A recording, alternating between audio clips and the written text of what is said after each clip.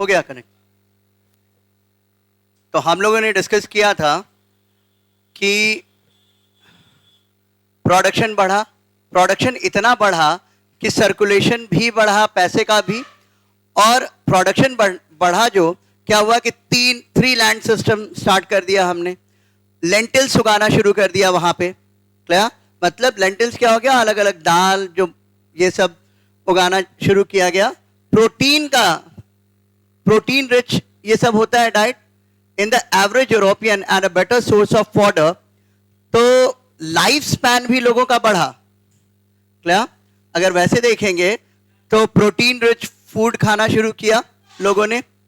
अब यहां पे देखते हैं proteins in the diet of the average European and a better source of fodder for their animals. Animals के लिए भी फॉडर अच्छा मिलने लगा। For cultivators it meant better opportunities, और जो भी किसान थे उनके लिए अपॉर्चुनिटी भी बढ़ गया। ऑब्वियस सी बात है कि प्रोडक्शन बढ़ रहा है।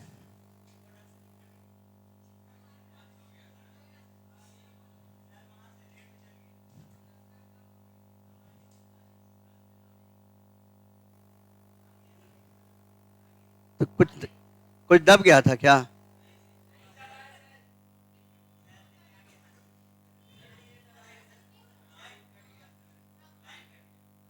अच्छा, लाइट कट जाता है तो एक बार बंद हो जाता है। ठीक है।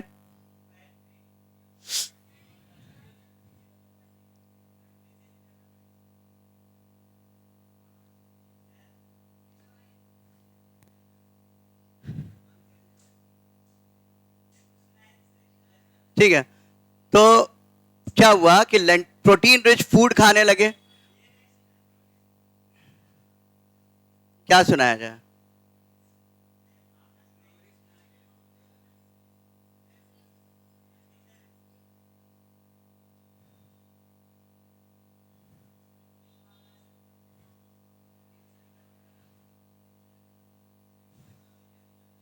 ठीक है, तो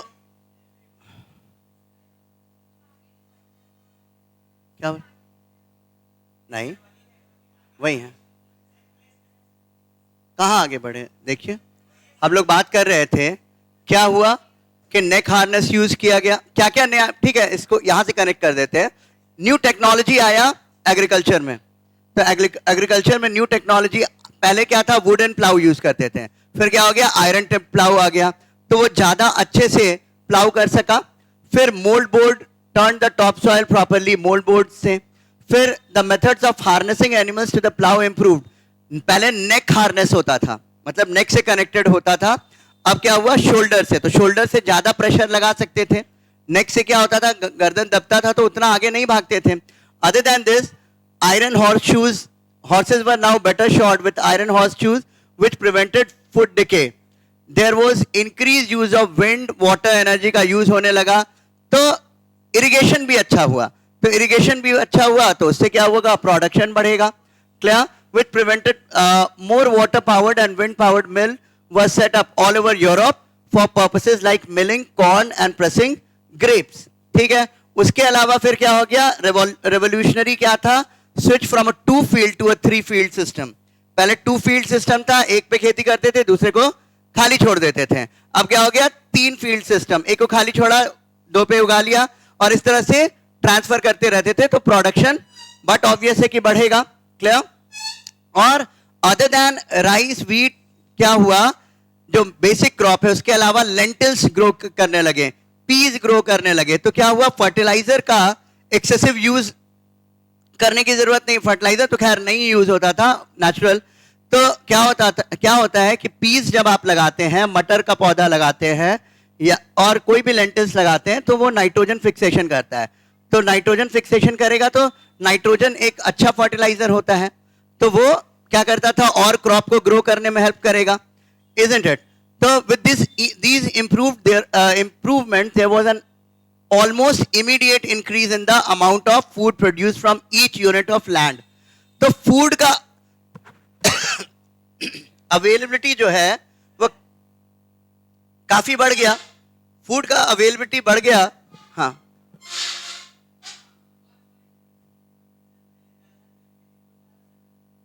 अब होने लगा। वही सही क्वेश्चन पूछे हैं। तो लेंटिल्स, दाल, पीज, तो दलहन का खेती करने लगे तो प्रोटीन का स्तर भी बढ़ा। अब यहां पे देखते हैं, the greater use of plants like peas and beans meant more vegetable proteins. तो वेजिटेबल प्रोटीन मिलना शुरू हुआ लोगों को in the diet of the average European and a better source of fodder for their animals. तो आदमी भी क्या हुआ, तंदुरुस्त हुआ, और जानवर के लिए भी क्या हो गया, फॉडर था available, isn't it? For cultivators it meant better opportunities. Cultivators के लिए बेटर अपॉर्चुनिटीज, क्योंकि जब आप एक्स्ट्रा ग्रो करेंगे तो क्या होगा, एक्स्ट्रा ग्रो किया आपने तो उसको सेल करेंगे, आपका प्रॉफिट बढ़ेगा। हाँ, ये कमर्शियल खेती पर्टिकुलरली नहीं होता था उस टाइम में, यहां पे बात, लेकिन यहां पे आपका प्रोडक्शन तो बढ़ गया, प्रोडक्शन तो बहुत बढ़ गया, तो प्रोडक्शन जैसे ही बढ़ा तो आपके लिए अपॉर्चुनिटीज बढ़ गया ना। वही चीज कह रहा है, the average size of a peasant's farm shrank from about 100 acres to 20 to 30 acres by the 13th century. लेकिन 13वीं सदी तक आते हैं, 13th सेंचुरी तक, तो एवरेज फील्ड जो फार्मर्स का होता था, जो फार्म, जो खेत होते थे 100 एकड़ के, वो घट करके 20 to 30 एकर्स हो गए। क्यों घटेंगे, generation by generation, increase in population, ठीक है। अब एक इंसान है, उसके 4 बच्चे, 4 में डिवाइड हो गया, इस तरह से भी क्या, holdings which were smaller could be more efficiently cultivated and reduce the amount of labor needed. अब ये smaller है, smaller भी कम नहीं दिख रहा है आपको, देख रहा है ना, 20 से 30 एकड़, तो 20 से 30 एकड़ लैंड होता था, तो कल्टीवेशन करना आसान हो गया उन लोगों के लिए। Some of these technological changes cost a lot of money. कुछ टेक्नोलॉजिकल चेंजेस थे, उसमें खर्च ज्यादा होता था, लेकिन फिर भी क्या था, बेनिफिट्स था लोगों के लिए, क्योंकि प्रोडक्शन बढ़ रहा था। अल्टीमेट चीज जो हो रहा था वो था कि प्रोडक्शन बढ़ रहा था। Clear? Peasants did not have enough money to set up water mills and wind mills. ये दोनों खर्चीले चीज थे। अगर वाटर मिल्स की बात करें या विंड मिल्स की बात करें तो इसमें तो पैसा खर्च होता था। बड़े बड़े विंड मिल्स लगाते हैं। विंड मिल्स क्या होता है, हवा से इस तरह से अगर मिल पहिया रहा ऐसे और हवा चला और इससे कनेक्टेड होता है, और इससे क्या हुआ, अब ये कैनल्स है, क्या बता रहे हैं,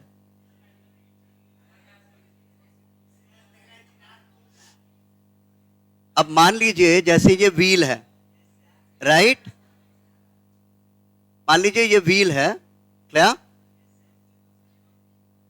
अब ये हवा चलेगा, यहां से क्या होता है, यहां पे मान लीजिए रिजर्वॉयर है, पानी यहां से निकलता है, अब यहां से ये उठाया, ये कंटेनर है, अब ये हवा जब चलेगा, राइट, मान लीजिए इस डायरेक्शन से चल रहा है, तो क्या होगा, ये पानी निकालेगा, खुद ब खुद पानी निकालेगा, और ये क्या करेगा, इधर गिराएगा, और इधर कैनल्स बना देते थे, रास्ता बना देते थे, और उस कैनल से, हाँ, तो इससे क्या होता था कि पूरे खेत में पानी पट गया, क्लियर, और हमेशा होते रहेगा। तो विंडमिल्स लेकिन सेटअप करना खर्चीला था, राइट, क्या, अब आप लेकिन इसको विंडमिल समझिए, क्या लग रहा है, ठीक है, तो आप समझिए, ये व्हील दिख रहा है आपको, विंडमिल है, ये जब घूमेगा तो क्या होगा, इससे स्ट्रिंग लगा हुआ है, यहां पे मान लीजिए एक कंटेनर है, राइट, ये क्या करेगा, नीचे जाएगा, पानी को पिक करेगा वहां रिजर्वॉयर से, और वह निकाल करके ऐसे निकला, ऐसे जा रहा है, ऐसे निकला, जा रहा है। तो इससे क्या हो रहा है कि वहां पे एक कैनल मतलब नहर बना हुआ है, नहर बना हुआ है, क्लियर, और पानी पूरे खेत में चला गया। एक पूरा खेत है, मान लीजिए ये पूरा का पूरा खेत है, राइट, इसमें हमने क्या बनाया, कैनल बनाया, मतलब ये रास्ता जैसा बना दिया, अंदर गड्ढा है, नाली की तरह, हाँ, नाली की तरह, यहां पे से पानी जा रहा है, यहां पे पानी आ गया, तो पानी तो पूरा का पूरा कवर कर लेगा, isn't it? उतने दूर तक जा के पानी नहीं डालना पड़ेगा, isn't it? हाँ, बोलिए, कितना घंटा में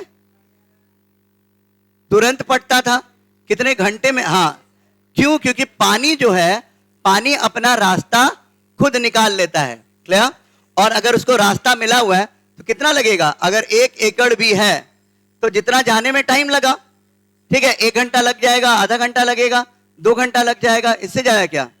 क्लियर? डिपेंड करता है कि कितना बड़ा खेत है।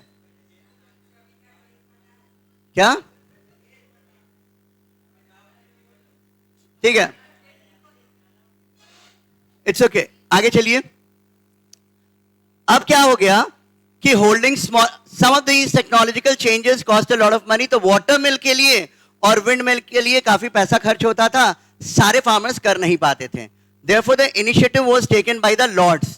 लेकिन इसमें फायदा था, जब इस तरह के एग्रीकल्चर को करेंगे तो इसमें फायदा था। तो जो लॉर्ड्स थे उन्होंने कहा कि हम इन्वेस्ट करते हैं, फायदा तो था, राइट? तो फायदा किसको नहीं चाहिए था? But peasants were able to take the initiative in many things such as extending arable land। कि arable land का मतलब खेती योग्य भूमि को एक्सटेंड करना। फॉरेस्ट काट लिया, या ज्यादा पंगा तो था नहीं उस समय, फॉरेस्ट काट लिया और एक्सटेंड कर दिया, लैंड जितना बड़ा था और एक्सटेंड कर सकते थे। Clear? They also switch to the 3 field rotation of crops and set up small forges and smithies in the villages where iron tipped plows and horseshoes were made and repaired cheaply। ठीक है, forges जहां पे forge और यहां पे क्या है? स्मिदीज क्या है? जैसे ब्लैक स्मिथ है तो लोहार जो है, लोहार का काम किसी को फोर्ज करना, किसी को गर्म करने वाला जो काम होता है फोर्ज करना, और उसके बाद तो आयरन टिप प्लाउ बनाने का काम वहीं पे शुरू हो गया। तो और उद्योग बढ़ा एक तरह से। Clear? From the 11th century, the personal bonds that had been the basis of feudalism were weakening because economic transactions were becoming more and more money based।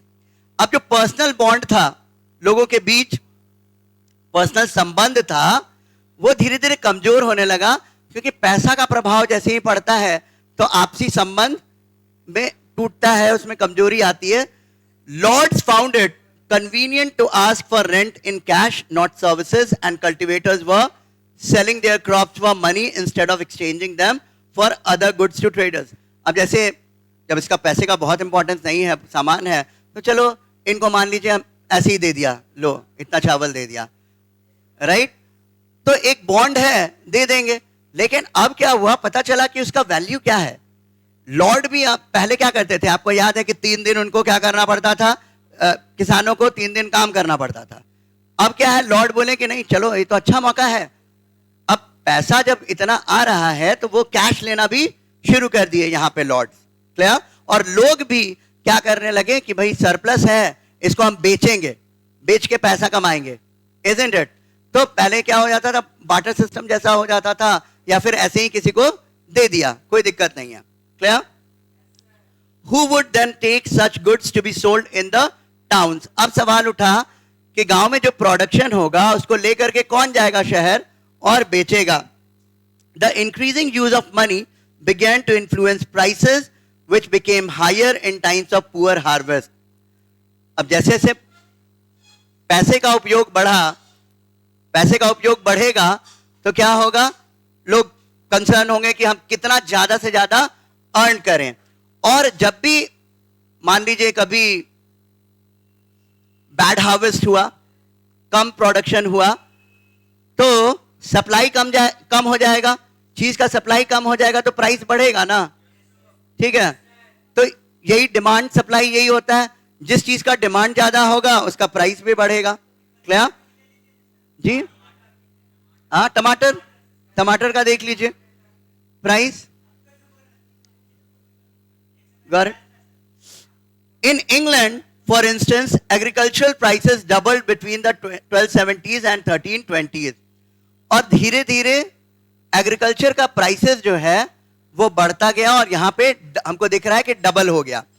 So in a nutshell जो हमने इसमें देखा, यही देखा कि नई technology आई, और नई टेक्नोलॉजी आने के बाद क्या हुआ कि एग्रीकल्चर प्रोडक्शन बढ़ा। एग्रीकल्चर प्रोडक्शन बढ़ा तो मनी का यूज बढ़ गया, और जैसे जैसे जैसा डिमांड सप्लाई रहा वैसा ही उसका प्राइस भी रेगुलेट होने लगा, और प्राइसेस काफी बढ़ गए 13th सेंचुरी आते आते। क्लियर? और 14th सेंचुरी में।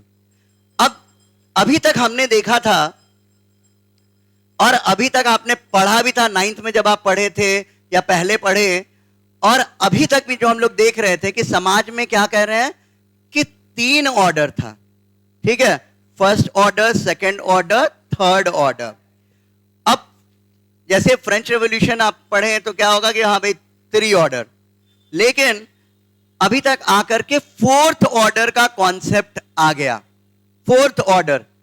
अब ये 4th ऑर्डर क्या थे यहां पे समझते हैं, ठीक है।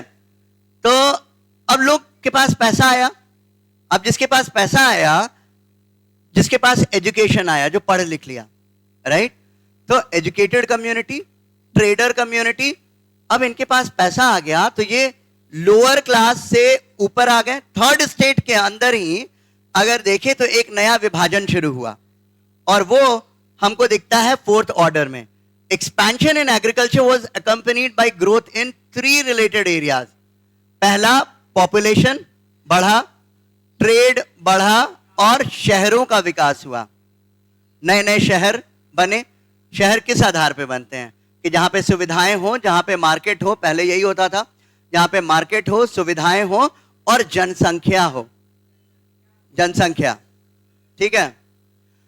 तो जैसे एग्रीकल्चर एक्सपैंड किया, और अभी हमने बात किया था जब एग्रीकल्चर एक्सपैंड किया तो लोगों का हेल्थ भी इंप्रूव किया, राइट, प्रोटीन रिच फूड खाना शुरू किए, फॉडर के भी था जानवरों के लिए, तो ये भी इंप्रूव हुआ। और ये 3 चीजें देखते हैं, population, trade and town. Population, trade और टाउन डेवलप किया।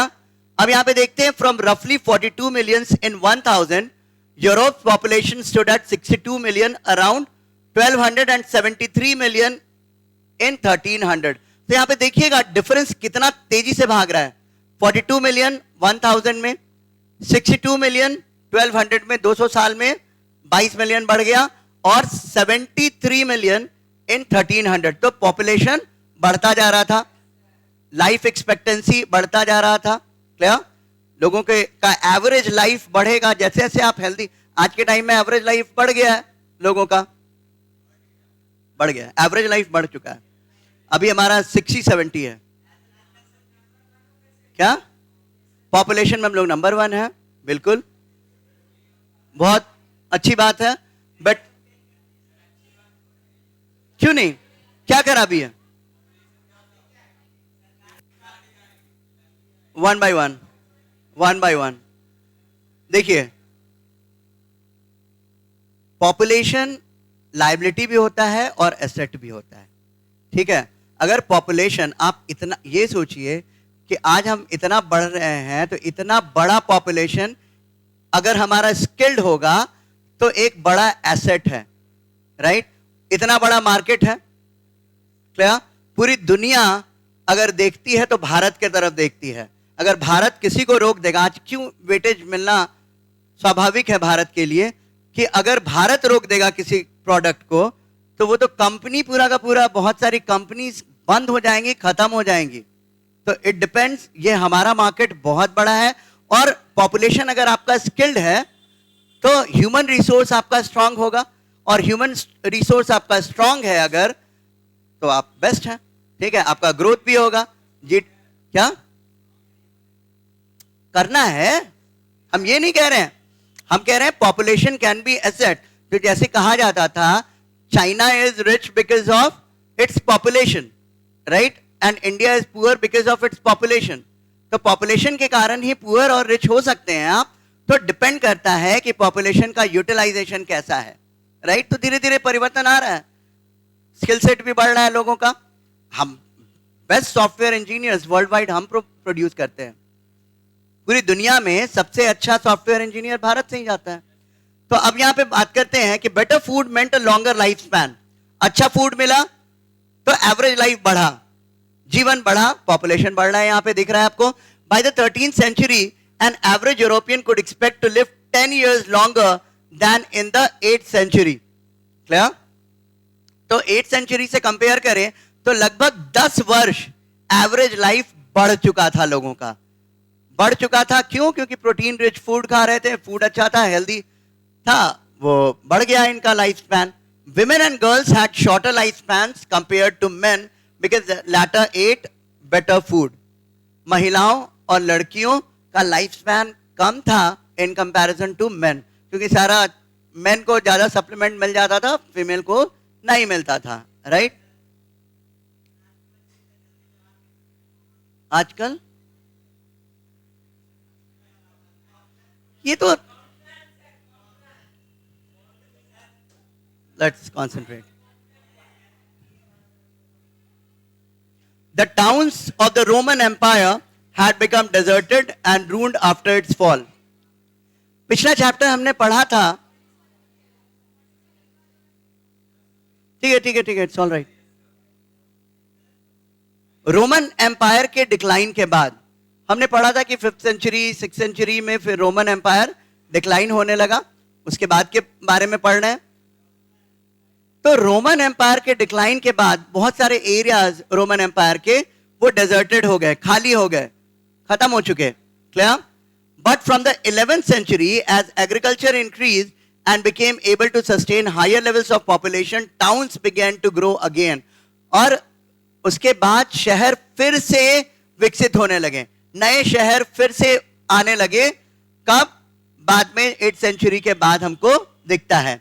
Peasants who had surplus grain to sell needed a place where they could set up selling center and where they could buy tools and clothes.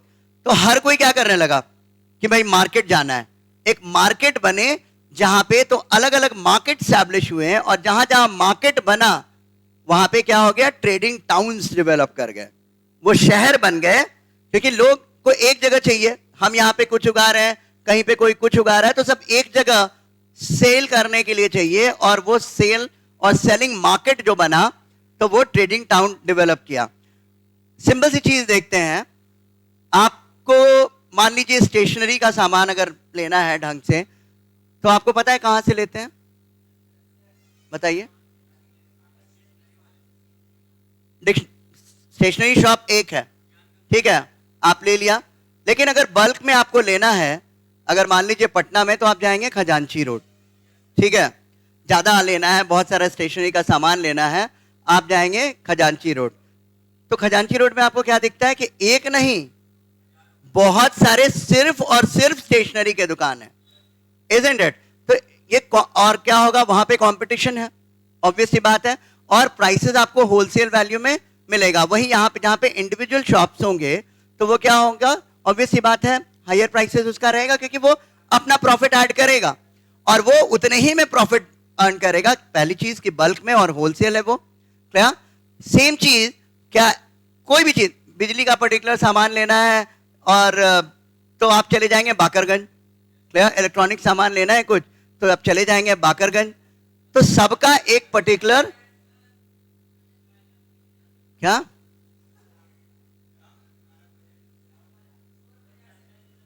अब है चोर बाजार. कहां पे है? कहां पे? कहां पे? पहले तो वहां एग्जीबिशन रोड में था, अब वो तो हट गया, वहां पे रोड बन गया. ओके, एनी विच वेज, तो हम लोग यहां पे इसको आते हैं. वेट, तो जहां पे सामान बिकने लगा वो क्या बन गया, ट्रेडिंग टाउन. वो बन गया ट्रेडिंग टाउन. तो लोगों को एग्रीकल्चर का सामान बेचने के लिए, please wait, this led to the growth of periodic fairs and small marketing centers which gradually developed town-like features, a town square, a church, roads where merchants built shops and homes, an office where those who governed the town could meet. In other places, towns grew around large castles, bishop states और large churches. अब जब आप इतिहास पढ़िएगा ना, भारत में भी जब पढ़ना शुरू कीजिएगा, तो ये मतलब कॉमन फीचर को लेकर के चलिए. जो शहर बने, शहर कैसे कैसे बने, जैसे ट्रेडिंग टाउन्स. ठीक है, जहां पे व्यापार होने लगा, जहां पे लोग, मार्केट था, वहां पे शहर बना. फिर यहां भी देखिए चर्चेस, जहां पे चर्चेस थे, बड़े चर्च, पिलग्रिमेज होगा, कैथेड्रल्स होगा, अभी बात करेंगे कैथेड्रल टाउन्स. तो वहां पे वो शहर बन गया. उसके आसपास भारत में भी जब पढ़िएगा तो यही देखिएगा क्या होता था, ट्रेडिंग टाउन्स होता था, और क्या होता था, टेम्पल टाउन्स, जहां पे मंदिर होगा, पिलग्रिमेज होगा, वहां पे वो शहर तो अपने आप विकसित होगा, वहां पे पैसे का सर्कुलेशन होगा, मार्केट होगा, मंदिर से रिलेटेड फूल माला पूजा का सामान, और लोग ठहरेंगे वहां पे, होटल रेस्टोरेंट सब कुछ आपको मिलेगा। तो सेम प्रोसेस है कहीं भी, तो यहां पे बस नाम बदल रहा है। यहां पे हम क्या देख रहे हैं, क्या हो रहा है, ट्रेडिंग टाउन्स तो बना, और फिर मेले लगने लगे। क्या, अलग अलग मेला लगा, मतलब फेयर्स ऑर्गेनाइज होता था जहां पे सामान बेचा जाता था, वहां पे भी टाउन्स डेवलप कर गए आसपास में। क्या, टाउन स्क्वायर, चर्च, रोड सब कुछ, और जो एडमिनिस्ट्रेशन के लोग हैं, अब जहां पे शहर बन गया तो शहर को का प्रशासन भी तो संभालना पड़ेगा, ठीक है। तो प्रशासन संभालने के लिए भी क्या होते थे, लोग होते थे, उनका ऑफिस होगा, उनका सेंटर होगा, पुलिस स्टेशन जैसा। क्या, तो ये सारा डेवलप हुआ, और दूसरी जगहों पे टाउन्स बने, लार्ज कैसल्स, किलों के, ठीक है, किलों के आसपास। फिर बिशप्स स्टेट, बिशप आपको बताए थे क्या होता है, इट वाज, बिशप किसी को याद है क्या करता था? और देखिए, बिशप आपको याद है, हाँ बोलिए।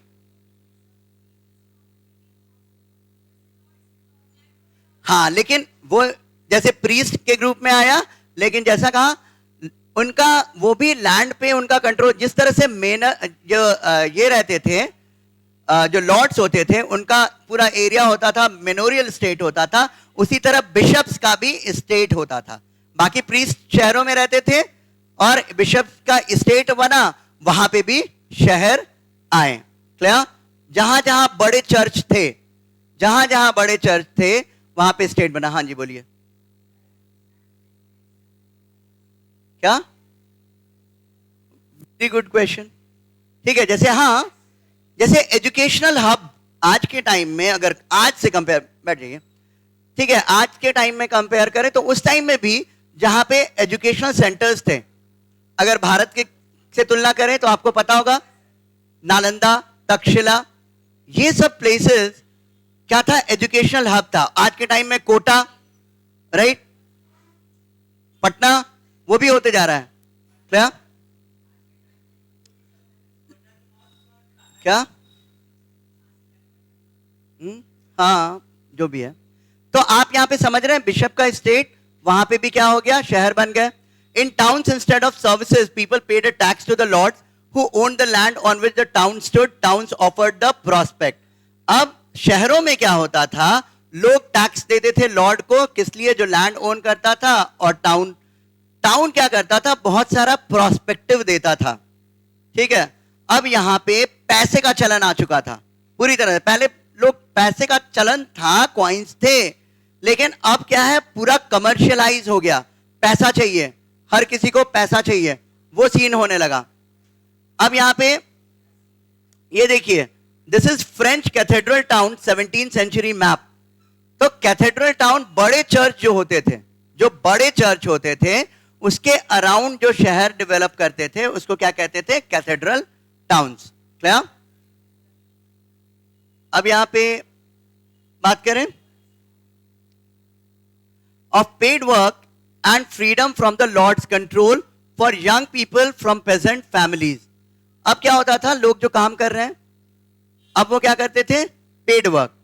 पहले यहां पे क्या होता था, लॉर्ड के अंदर काम कर रहे हैं, जाके उनको सर्विस देना होता था, लेबर सर्विस देना रहता था, सर्विस के फॉर्मेट पे रेंट दे रहे हैं। लेकिन अब क्या हुआ कि जो जो काम कर रहे हैं तो paid work, right. Town air makes free. अब ये बहुत बड़ा स्टेटमेंट, क्योंकि गांवों की जो व्यवस्था थी उस समय क्या था कि भाई फ्यूडल लॉर्ड्स हैं, फ्यूडल लॉर्ड्स के अंदर जाके आपको काम करना पड़ेगा, तो एक तरह से कहीं ना कहीं वहां पे आप स्वतंत्र नहीं थे, ठीक है। लेकिन यहां पे बहुत बड़ा इंपॉर्टेंट स्टेटमेंट है कि टाउन एयर मेक्स फ्री। शहर तो नया डेवलप किया ना, कि चर्च है, डेवलप कर गया शहर, मार्केट है, शहर डेवलप कर गया, तो शहर की हवा जो है वो स्वतंत्र है, ऐसा कहा जाने लगा। तो जो लोग काम करेंगे भी तो पैसा ले रहे हैं, इस तरह का कोई ऑब्लिगेशन नहीं है कि आपको काम करना है, लेबर सर्विस में देना है, वाइन प्रेस में जाके काम करना है, ऑलिव प्रेस में जाके काम करना है, नहीं।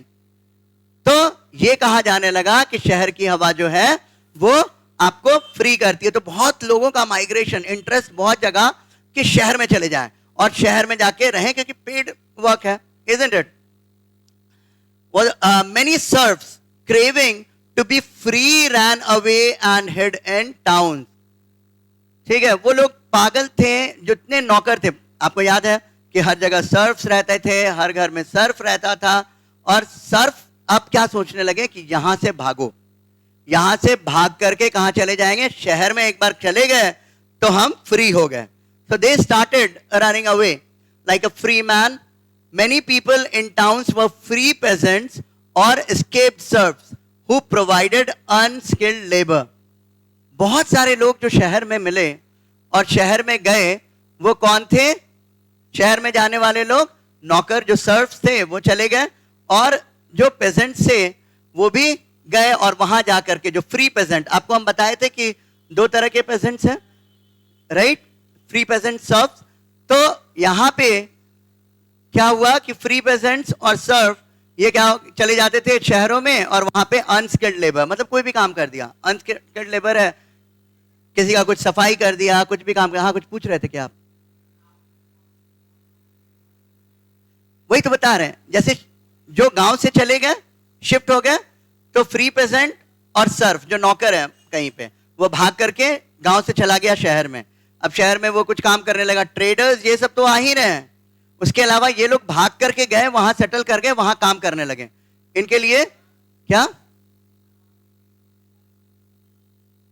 भागे, वहां से भागे, गांव से ना, नोबिलिटी के अंदर भाग गए, अब शहर में चले गए। शहर अलग से डेवलप कर चुका था, इतना पुलिस सिस्टम थोड़ी था आज के जैसा कि हाँ भाई थाना में रिपोर्ट हो गया, एफआईआर हो गया, और उसके बाद अपॉर्चुनिटी मिला, लोग भाग गए।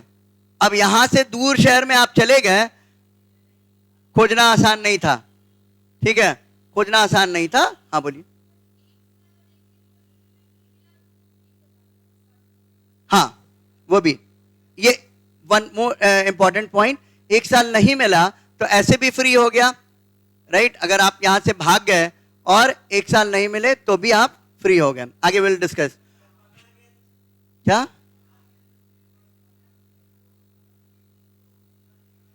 देखिए, हाँ बिल्कुल, तो ऐसा नहीं है कि सबके सब भाग गए, सब कोई तो हिम्मत नहीं जुटा पाया ना, और सब कोई भागा नहीं। जो ट्रेडर्स थे वो सब अपना वहां पे सेटल हुए, तो उसमें तो कोई दिक्कत नहीं है। और जो फोर्स लेबर कर रहा था, बाकी लोग कर रहे थे। ऐसा नहीं था कि फ्यूडलिज्म खत्म हो गया, फ्यूडलिज्म एग्जिस्टेड, वो था। क्या ये जो नया डेवलपमेंट हो रहा है उसकी बात कर रहे हैं हम, जो नया चीज हो रहा है। Shopkeepers and merchants were numerous. जो शॉपकीपर थे, वर्कर्स थे, वो बहुत थे, राइट? मर्चेंट्स थे बहुत सारे। Later there was need for individuals with specialised skills. जैसे जैसे चीजें आती हैं, नई चीजें आती हैं, तो नई नई जरूरतें भी आएंगी। क्या समय के साथ नई जरूरतें आएंगी, तो अब जरूरत किस चीज की पड़ी? बैंकर्स की, लॉयर्स की, ठीक है? बैंकर्स कौन? जो बैंक करे, जो मनी का लेन देन इधर उधर ये कर सके, तो उनकी भी जरूरत पड़ी, क्योंकि पैसे का ट्रांजैक्शन हो रहा है। और दूसरा, अब जब पैसे का ट्रांजैक्शन होगा, जमीन का डिस्प्यूट होगा, तो फिर लॉयर्स की भी जरूरत पड़ेगी, राइट? कानून के जानकारों की भी। The bigger towns had population of about 30,000. They could be said to have formed a fourth order. तो जहां पे 30,000 का पॉपुलेशन हो गया, वहां पे फोर्थ ऑर्डर आ गया। जैसे ये लॉयर है, बैंकर है, ट्रेडर्स है, तो ये सब क्या फॉर्म करने लगा? Fourth order. The basis of economic organisation was the guild. बहुत इंपॉर्टेंट टर्म है। गिल्ड किसको कहते हैं? व्यापारियों का एसोसिएशन, ट्रेडर्स के एसोसिएशंस को गिल्ड कहते हैं। अब क्या हो गया? जैसे मान लो वीवर्स हैं, तो बुनकर लोग हैं, तो बुनकर का जो समूह हो गया, बुनकर का गिल्ड हो गया, कोई पॉटरी बनाता है, मिट्टी का बर्तन बनाता है, तो उसका गिल्ड हो गया। तो अलग अलग क्राफ्ट पर्सन्स का गिल्ड बनना शुरू हुआ, क्लियर? और इसी को गिल्ड कहें। The basis of economic organisation was the guild. Each craft और industry was organised into a guild. हर एक क्राफ्ट एक एक गिल्ड बनाना शुरू किया, ठीक है? जो कपड़ा बिन रहा है वो बुनकर का एक गिल्ड बन गया, क्लियर? हाँ, किसका? नहीं, झुंड नहीं कह सकते हैं, समूह कहिए। झुंड जानवरों का होता है, ठीक है? ज्यादातर ये शब्द झुंड का प्रयोग हम कम करते हैं मनुष्यों के लिए, बता रहे हैं।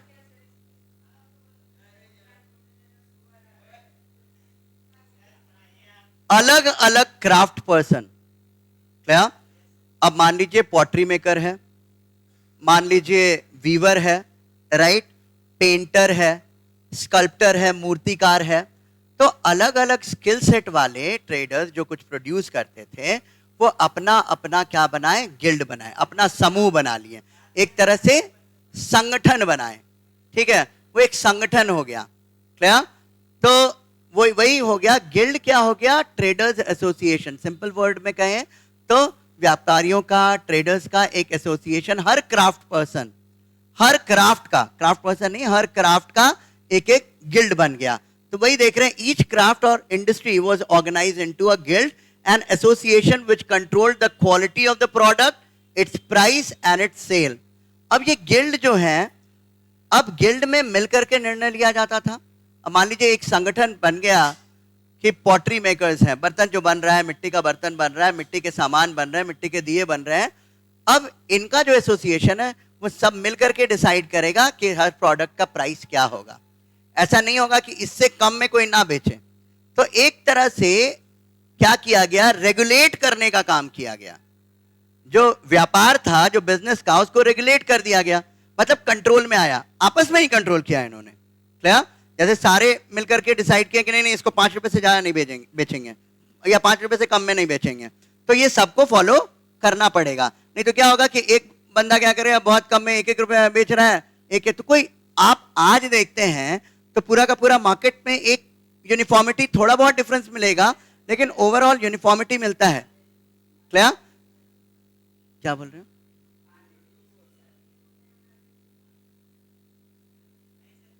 इसका यहां से क्या लेना देना?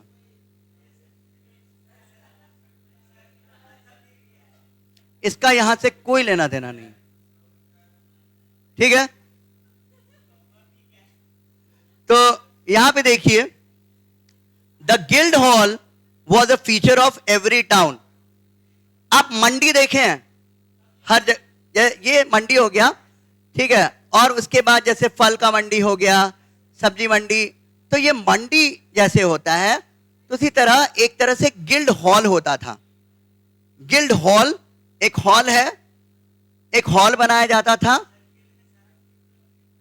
हाँ, एक गिल्ड एक क्राफ्ट के लिए होता था। नहीं, तो अभी तो बताएं कि मान लीजिए कोई मूर्ति बनाने वाला है, तो मूर्तिकार का एक गिल्ड हुआ, लेकिन एक गिल्ड हॉल है, उसमें ये मूर्तिकार का एक जगह दे दिए कि मूर्तिकार लोग का, हाँ, गिल्ड हॉल में रहेगा। गिल्ड हॉल पूछ रहे हैं आप? हाँ, गिल्ड हॉल, ठीक ठीक है। It was a building for ceremonial functions and where the heads of all the guilds, ठीक है? सारे गिल्ड्स के हेड जो थे वहां पे मिलते थे, ठीक है? और मिलकर निर्णय लिया जाता था। Guards patrolled the town walls and musicians were called to play at feast. Feast मतलब प्रोग्राम, जो भी मतलब उत्सव, उत्सव। And in civic processions and innkeepers. Inn का मतलब क्या होता है? पहले भी बताए थे, सराय, ठीक है? जहां पे लोग रेस्ट करते हैं, जो रेस्टोरेंट है, उसी तरह होटल्स, ऐसा होटल्स, मोटेल जहां पे लोग सराय, जहां पे रेस्ट करें, रेस्ट प्लेस कह सकते हैं। इन कीपर्स लुक्ड आफ्टर ट्रैवलर्स, कि जो ट्रैवलर्स हैं, जो यात्री है, जैसे आज भी क्या होता है, आप अगर हाईवे से ट्रैवल करेंगे एक जगह से दूसरे जगह, तो जिसको कहते हैं ना लाइन होटल है, तो लोग लाइन होटल में आप ठहरते हैं, वहां पे खाते हैं, थोड़ा रेस्ट करते हैं, फिर ट्रैवल करना शुरू कर देते हैं। तो उसी तरह यहां पे क्या है, इन कीपर्स, ठीक है। Now by the 11th century new trade routes with West Asia were developing, और 11th सेंचुरी में आए तो नए नए रास्ते खोजे जाने लग गए। खास तौर पे अगर देशों की बात करें, वेस्टर्न यूरोप के देश, स्पेन, पोर्टुगल बहुत आगे था इसमें। स्पेन और पोर्टुगल बहुत आगे था। ये दोनों देश के लोग क्या करने लगे, समुद्री एक्सप्लोरेशन करने लगे। इसी से ना बाद में आपको कोलंबस ने अमेरिका खोजा, वास्को ड गामा ने भारत को खोजा, मतलब सी रूट को खोजा। Clear? Scandinavian merchants were sailing south from the North Sea to exchange furs and hunting hawks. Scandinavian कहते हैं नॉर्वे, स्वीडन, फिनलैंड, इन कंट्रीज को हम क्या कहते हैं, स्कैंडिनेवियन। याद रखिएगा, स्कैंडिनेवियन किसको कहते हैं, नॉर्वे, फिनलैंड, स्वीडन, इन कंट्रीज को हम क्या कहते हैं, स्कैंडिनेवियन कंट्रीज। स्कैंडिनेवियन कंट्रीज, ठीक है, नाम है ये। What is this? ऐसे क्लास है। स्कैंडिनेवियन देश जो होते हैं वहां पे क्या है, नॉर्वे, फिनलैंड, स्वीडन, राइट। यहाँ पे एक जैसा पॉपुलेशन, छोटे छोटे देश है, काफी डेवलप, और एक जैसा पॉपुलेशन है, राइट। तो यहां पे क्या हुआ, देवर, अब वहां पे खास तौर पे क्या है, पेस्टोरलिज्म बहुत इंपॉर्टेंट है। पेस्टोरलिज्म बहुत इंपॉर्टेंट है। अब ये क्या करते थे, North Sea to exchange furs and hunting hawks for cloth, English traders came to sell tin, ठीक है। ये लोग जाते थे, merchant sailing south from the North Sea, तो फर को एक्सचेंज करने के लिए, और हंटिंग हॉक्स को, जो बाज को एक्सचेंज करने के लिए जाते थे। और इंग्लिश ट्रेडर्स, जो अंग्रेज ट्रेडर्स थे, वो क्या करते थे, टिन को सेल करने के लिए आते थे, ठीक है। फ्रांस में by the 12th century commerce and crafts began to grow, right. Earlier craftsman used to travel from manor to manor. अब जो क्राफ्ट्समैन होते थे, एक मेनर से दूसरे मेनर वो ट्रैवल करते थे अपने सामानों को बेचने के लिए। Clear? Now they found it easier to settle in one place. अब चीजें थोड़ा आसान हुई, एक जगह सेटल, क्या, हाँ, ट्रांसपोर्टेशन फैसिलिटी तो डेवलप हुआ धीरे धीरे, पर सबसे बड़ी बात क्या थी कि एक जगह से इनको कंट्रोल करना आसान हुआ। Clear? Where goods could be produced and traded for food. As the number of towns grew and trade continued to expand, town merchants became rich and powerful and rivaled the power of nobility. तो जैसे जैसे ये शहरों का विकास हुआ और trade बढ़ा, ठीक है, तो टाउन में जो मर्चेंट्स थे वो भी अमीर होने लगे और नोबिलिटी को एक तरह से चैलेंज करने लगे। इनका भी तो स्तर काफी बढ़ गया, काफी पैसा कमा लिया। भले लैंड छोटा लग रहा है शहर में, लेकिन उसका प्राइस तो बड़ा है। फिर ट्रेड जो यहां शहरों में हो रहा है वो तो ज्यादा था, तो इन्होंने एक तरह से एक थ्रेट बन गए नोबिलिटी के लिए, लॉर्ड्स के लिए। Clear? Now the next is cathedral towns. हमने अभी बात किया, ये वाला कर देते हैं, अभी है, अभी दो, हाँ, एक पैराग्राफ।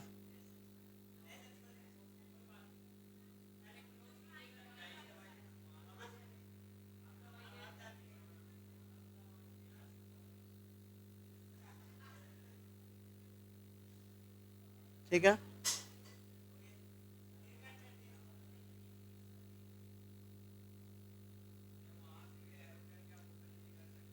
कहां पे एरो करके, ये एरो, अच्छा, ठीक है, नेक्स्ट टाइम से, थैंक यू। ठीक है, कैथेड्रल टाउन्स। अब कैथेड्रल टाउन्स क्या होते थे, जैसे हमने बताया, अभी एग्जांपल आपको दिया था कि टेंपल टाउन, जहां पे भी चर्चेज होंगे उसके आसपास का एरिया डेवलप होगा, वहां पे तो मार्केट बन जाएगा। जहां पे मंदिर होता है, मार्केट होता है ना वहां पे, तो कैथेड्रल टाउन्स में भी one of the ways that rich merchants spend their money was by making donations to churches. अब जो अमीर मर्चेंट्स थे, धार्मिक भावना तो सब में रहता है, तो वो क्या करते थे, चर्च को पैसा डोनेट करते थे, right? They made donations. From the 12th century, large churches called cathedrals, जो बड़े बड़े चर्चेस होते थे उनको क्या कहा जाता था, cathedrals, were being built in France. These belonged to monasteries, but different groups of people contributed their construction with their own labor, materials और money. अब ये जो थे, ये मोनास्ट्री थे. मोनास्ट्री बताया था जहां पे जो मंक्स और नन्स जहां पे रहते थे, ये उनका था. लेकिन पर्सनली बहुत सारे मर्चेंट ट्रेडर्स वो क्या करते थे, वहां पे पैसा डोनेट करते, उनके लेबर से भी ये बना. Clear? Cathedrals were built of stone. Stone से बनते थे and took many years to complete. बहुत टाइम लगता था बनने में. As they were being built, the area around the cathedrals became more populated, and when they were completed, they became centers of pilgrimage. अब जैसे अभी राम मंदिर बन रहा है, isn't it? अब वहां पे क्या होगा, और ज्यादा वो वहां पे सारा फैसिलिटीज और ज्यादा डेवलप करेगा. तो उसी तरह कैथेड्रल्स जहां होते थे, तो कैथेड्रल्स के चारों ओर वो एरिया काफी ज्यादा विकसित हो जाता था. क्लियर? और वो पिलग्रिमेज बन गया एक तरह से. तीर्थ स्थल, दूर दूर से लोग कैथेड्रल टाउन्स आते थे. The small towns developed around them, और उसके ये बड़े कैथेड्रल्स, उनके आसपास भी एक तो कैथेड्रल टाउन्स और भी स्मॉल टाउन्स आसपास में डेवलप हो जाते थे. Clear? Cathedrals were designed so that the priest's voice could be heard clearly within the hall. अब इनका जो डिजाइनिंग होता था ना कैथेड्रल टाउन्स का, कि प्रीस्ट का जो वॉइस है, प्रीस्ट जो बोल रहा है, जो सर्मन दे रहा है, जो प्रीच कर रहा है, वो बहुत लार्ज नंबर ऑफ पीपल जो हैं, मतलब ऐसा एको करे, इस तरह से आवाज हो, इस तरह का कंस्ट्रक्शन होता था कि सब कोई सुन पाए. Clear? And so that the singing by monks could sound beautiful, and the chiming bells calling people to prayer could be heard over a great distance. और जो monks गाना गाएं, सिंग करें, जो प्रेयर सिंग करें, वो दूर दूर तक सुनाई दे, और जो घंटियां बजें एक तरह से लोगों को बुलाए प्रेयर करने के लिए. प्रेयर सॉन्ग, प्रार्थना करते थे. Stained glass was use for windows. ठीक है, विंडो के लिए स्टेन्ड ग्लास का यूज होता था.